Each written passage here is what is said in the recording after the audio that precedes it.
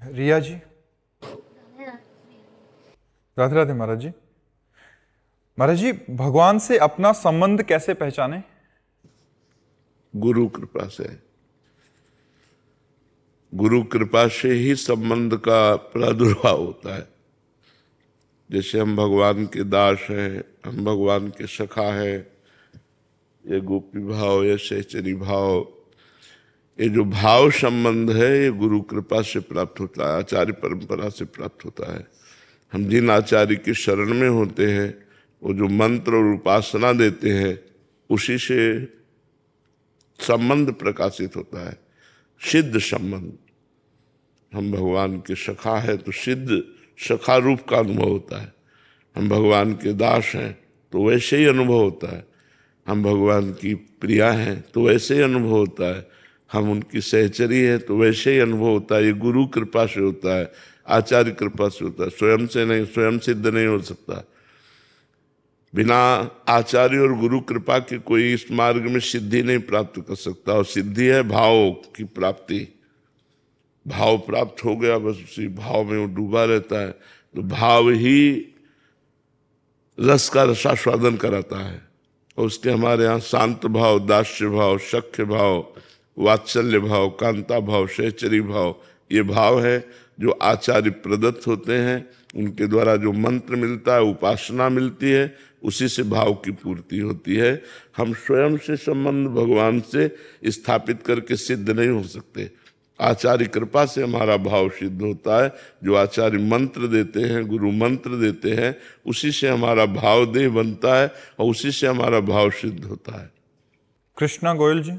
राधे राधे महाराज जी। महाराज जी, भगवत प्राप्ति का उत्साह बार बार कम क्यों हो जाता है जब हम वो भोगों के चाहते हैं? सेवन से, भोगों के चिंतन से, भोगों के सेवन से हमारा जो भजन से थोड़ा भाव बनता है वो बिगड़ जाता है।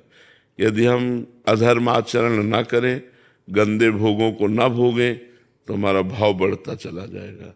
इसलिए कुसंग का त्याग, विषय चिंतन का त्याग, क्योंकि विषय चिंतन से ही विषयों में आसक्ति होती है। ध्यायते विषयान पुंसान संगास्ते उपजायते, संगात संजायते कामा, कामात क्रोधो भी जायते। जब हम विषयों का चिंतन करते हैं तो विषय सुख आकर्षित करता है। जब विषय सुख आकर्षित करता है तो विषय भोगने की इच्छा होती है, संकल्प बनता है। जब संकल्प बनता है तो उसकी क्रिया होती, क्रिया होती तो फिर परमार्थ से भ्रष्ट हो जाता है। उसकी बुद्धि परमार्थ लायक नहीं रहती। भगवान का मार्ग परम पवित्र मार्ग है। इसमें परम पवित्र, पवित्र भोजन, पवित्र आचरण, पवित्र विचार, पवित्र चेष्टाएं, तब परम पवित्र भगवान का वो चिंतन करता है। भगवान के चिंतन से ही भक्ति की पूर्णता है। भगवान के चिंतन से ही भगवान की प्राप्ति है। तो निरंतर भगवत चिंतन करने का जो उत्साह क्षीण हो जाता है, उसका कारण है भोग प्रियता। भोगों में, विषयों में जो प्रियता है, जो हमसे भोग क्रिया हो जाती है, गंदा दृश्य देखा, गंदी बात सुनी, गंदी क्रिया करी, तो हमारे भजन का जो भाव उत्सव बढ़ता है, वो उत्साह क्षीण हो जाता है। फिर कुछ ऐसे रूखा रूखा सा, भजन में रुचि नहीं रहती ऐसा। फिर सत्संग मिला, फिर पाप नष्ट हुए, फिर उत्साह बढ़ जाता है। तो हम प्रायः रोज सत्संग सुने, नाम जप नियम पूर्वक करें कि हमें अगर 5000 जपना है तो रोज 5000 ही जपना, मन लगे या ना लगे। और भोजन पवित्र, और कुसंग का त्याग, और भगवान से अपनापन करने के लिए उनके चरणों का आश्रय। तो इससे हमारा भजन बढ़ता चला जाएगा। निशांत जी, नोएडा से। राधे राधे महाराज जी। महाराज जी, गीता में लिखा है कर्म करो, फल की चिंता ना करो, पर फल का मोह बार बार मन को पकड़ ले, तो क्या ये भक्ति की कमजोरी है या शरणागति अधूरी है? भगवान पे विश्वास की कमी है। जब असत कर्मों का फल अवश्य मिलता है तो सत्कर्म का फल तो प्राप्त होगा ही। फल की आकांक्षा करने पर भगवान ने इसलिए रोक लगा दी कि जैसे आपने बहुत अच्छे नंबरों से पास हुए, आपके पास डिग्री है, पर आपको नौकरी नहीं मिल रही, क्योंकि आपको प्रारब्ध दुख देना चाहता है, वो आपको असफल करना चाहता है, आपका पूर्व प्रारब्ध। अब आप इतना पढ़े लिखे और आपकी नौकरी नहीं लगी, पढ़ाई लिखाई का तो फल है ना कि हमारा व्यापार, हमारी नौकरी, और उसमें असफल है तो आप निराश हो जाएंगे। बहुत से लोग जैसे पढ़ाई में फेल हो गए बच्चे तो की सोचने लगते हैं। बहुत से किसान परिणाम पर दृष्टि रखते हैं, फल पर, और अनावृष्टि, अतिवृष्टि आदि से फसल नष्ट हो जाने पर वो की बात सोच लेते हैं।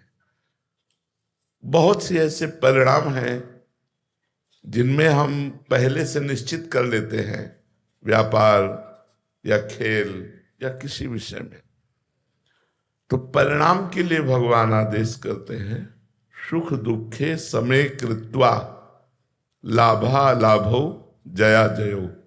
सुख और दुख में, लाभ और हानि में, जय और पराजय में तुम समान भाव रखो। कर्मण्येवाधिकारस्ते मा फलेषु कदाचन। तुम केवल कर्म करने पर अधिकार रखो, फल पर नहीं। फल तो मैं निश्चित करूंगा, क्योंकि फल पूर्व प्रारब्ध से प्रेरित देखा जाता है। कोई ज्यादा चतुर भी नहीं है, बहुत पढ़ाई भी नहीं की, और बहुत धनी के घर में जन्मा, बहुत धन ऐश्वर्य है, बहुत प्रवीण भी है, बहुत पढ़ा लिखा भी है, लेकिन उसकी व्यवस्था ही ठीक नहीं, क्योंकि प्रारब्ध बुरा है। तो ये पूर्व प्रारब्ध से आधारित होने पर असफलता और सफलता मिलेगी। यदि आप इसको नहीं समझ पाएंगे तो इसमें दुखी हो जाएंगे, अशांत हो जाएंगे, आप इसमें बहुत नकारात्मक सोच वाले बन जाएंगे। इसलिए भगवान फल के लिए मना करते हैं कि तुम फल के, वैसे प्रायः सब कोई फल का आधार लेकर ही कर्म शुरू करता है कि इस खेत में बोएंगे तो इतना तो हो ही जाएगा, इस व्यापार को करेंगे तो इतना लाभ तो हो ही जाएगा, इस नौकरी में करेंगे इतना मिलेगा तो ऐसा ऐसा हो ही जाएगा। वो अज्ञान कल्पना है। शुद्ध ज्ञान ना होने के कारण, भगवान के प्रति विश्वास ना होने के कारण, भगवान की सुदृढ़ भक्ति ना होने के कारण वो फल की आकांक्षा पर अपने आप को स्थित करके सुखी और दुखी होता रहता है। यदि वो भगवान के आश्रित हो तो प्रारब्ध भी कम हो जाएगा, अशुभ प्रारब्ध, और अगला जो कदम बढ़ेगा वो बड़ा मंगलमय, बड़ा आनंदमय होगा। पर ये थोड़ा सा अव्यक्त मार्ग है, छुपा हुआ मार्ग है, इसलिए हम लोग विश्वास नहीं करते। अगर विश्वास कर लें और हम केवल अपने कर्तव्य कर्म पर दृष्टि रखें कि हमारे कर्तव्य में त्रुटि नहीं होनी चाहिए, तो परिणाम मंगलमय होगा ही। वो आपकी सोच के भले प्रतिकूल हो, लेकिन वो परिणाम मंगलमय होगा। ये विश्वास रख ले तो बहुत आनंद की प्राप्ति हो जाए। पर हम लोग फल आश्रित है, कर्तव्य कर्म पर त्रुटि करते हैं और फल की उत्तम आकांक्षा रखते हैं, यही हमारी गलती है। कर्तव्य कर्म पर हम दृष्टि रखें, फल जो होगा वो भगवान जाने, हम फल के अधीन नहीं है। हम अपने कर्तव्य में त्रुटि नहीं होने देंगे, वो उत्तम गति को प्राप्त होता है। और वो उत्तम वीर है जो अपने कर्तव्य पर देखता है, परिणाम पर नहीं। कर्तव्य कर्म पर चूक नहीं होनी चाहिए, परिणाम तो मंगलमय ही होगा पक्का।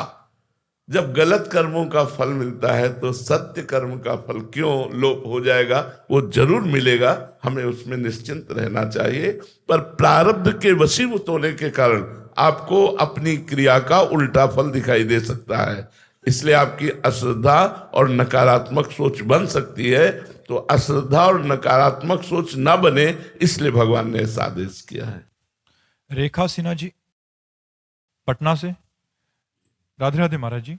महाराज जी, दृष्टा, साक्षी, तटस्थ भाव क्या है महाराज? एक ही बात है, साक्षी भाव, दृष्टा भाव, तटस्थ भाव, ये आत्म भाव है। जैसे मेरे मन में संकल्प उठा मैं ये दृश्य देखूं। अब इसमें देखना बहुत सूक्ष्म विषय है। देखने की क्रिया नेत्रेंद्रिय की, संकल्प करने की क्रिया मन की, और मैं देखूं ये अंतःकरण का अहंकार, जो अंतःकरण का अहंकार है वो, और मैं जो शुद्ध है, जो आत्मस्वरूप है, वो इन सबको जानने वाला है, इन सबको देखने वाला है, इन सब का साक्षी है। तो इन सब को देखने के कारण दृष्टा, इन सब का साक्षी होने के कारण वो साक्षी, और इन सब से अलग है इसलिए तटस्थ।